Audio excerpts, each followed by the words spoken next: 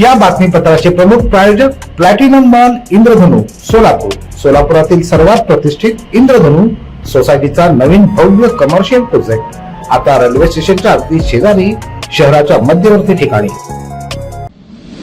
जुळे सोलापुरातील एका खून प्रकरणात आरोपीला उच्च न्यायालयाकडून जामीन मंजूर करण्यात आला। पार्टीसाठी तगादा लावला म्हणून मित्र विनायक हक्के याचा डोक्यात दगड घालून खून केल्याप्रकरणी अटकेत असलेला आरोपी नागेश अण्णाराव चिक्कळले राणा जुळे सोलापूर याच्या जामीन अर्जाची सुनावणी मुंबई उच्च न्यायालयाच्या कोल्हापूर खंडपीठाचे न्यायमूर्ती शिवकुमार डिगे यांच्या समोर होऊन न्यायमूर्तींनी आरोपीचे जामिनावर मुक्तता करण्याचे आदेश दिले।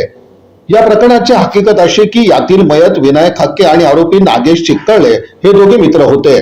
1 जुलै 2024 रोजी यातील विनायक हक्के यानं आरोपीस दारू पिण्यासाठी पैसे द्या म्हणून तगादा लावला होता। या कारणावरून मयत विनायक आणि आरोपी नागेश यांच्यात वाद होऊन धक्काबुक्की झाली। त्यातून झालेल्या भांडणात रागाच्या भरात आरोपी नागेश चिक्कळे यांनी विनायक हक्के याचा डिमांड समोरील पटांगणात रात्रीच्या सुमारास डोक्यात दगड घालून खून केला असं सरकार पक्षाचं म्हणणं होतं।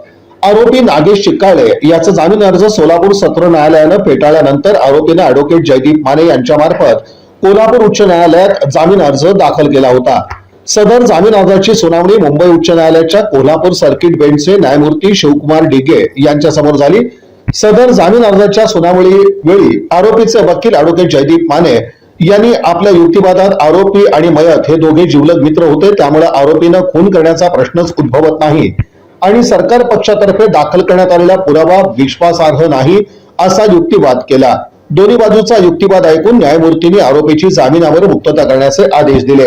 या प्रकरणी उच्च न्यायालयात आरोपीतर्फे ॲडव्होकेट जयदीप माने, ॲडव्होकेट मनोज गिरी यांनी तर सरकारतर्फे ॲडव्होकेट प्रियंका राणे यांनी काम पाहिलं।